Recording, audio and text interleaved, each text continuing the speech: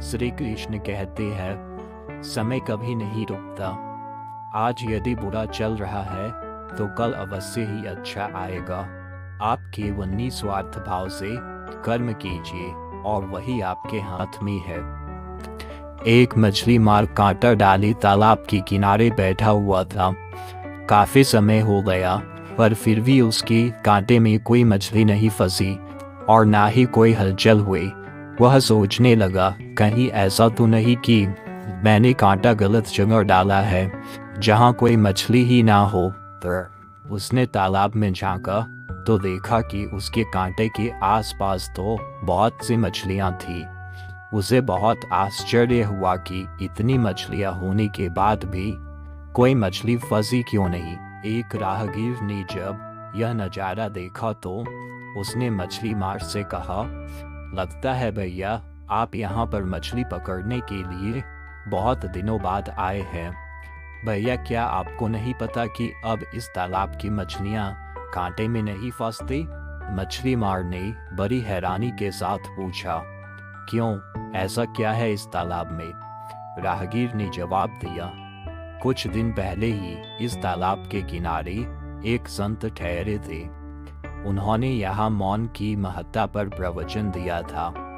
उनकी वाणी इतनी प्रभावशाली थी कि जब वे प्रवचन देते थे तब इस तालाब की सारी मछलियां भी बड़े ध्यान से सुनती थी। उस राहगीर ने आगे कहा, ये उनके प्रवचन का ही असर है कि उसके बाद जब भी कोई इन्हें फंसाने के लिए कांटा डालकर बैठता है तो ये मौन धारण कर लेती है।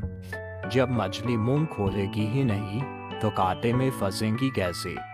इसलिए बेहतर यही होगा कि आप किसी और जगह पर जाकर कांटा डालो। ईश्वर ने हर इंसान को 2 आंखें, 2 कान, 2 नासिका, हर इंद्रियां 2-2 ही दी है, पर जीभ एक ही दी है।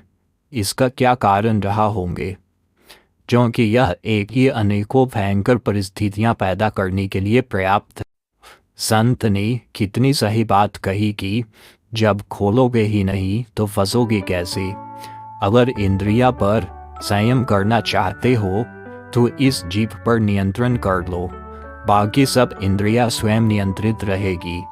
ये बात हमें भी अपने जीवन में उतार लेनी चाहिए। कई बार व्यक्ति के अनुचित या व्यर्थ बोलने से बनते काम भी बिगड़ जाते हैं। जीवन भर के लिए रिश्तों में करवाहट पैदा हो जाती है, उसका समाज में यश गिर जाता है। वर्तमान में देखें तो बहुत सी समस्याएं का कारण ज्यादा बोलना या अनुचित बोलना ही है। ईश्वर कहते हैं कि कम बोलो, धीरे बोलो और मीठा बोलो। हमारी मीठी वाणी से बिगड़ते काम भी बन जाते हैं, लोगों की दुआओं के पात्र बन जाते हैं। वाणी से हमारे व्यक्तित्व की पहचान होती है। जिस व्यक्ति का व्यक्तित्व जितना गंभीर गुणों से भरपूर होता है उसकी वाणी में उतनी ही विनम्रता होती है।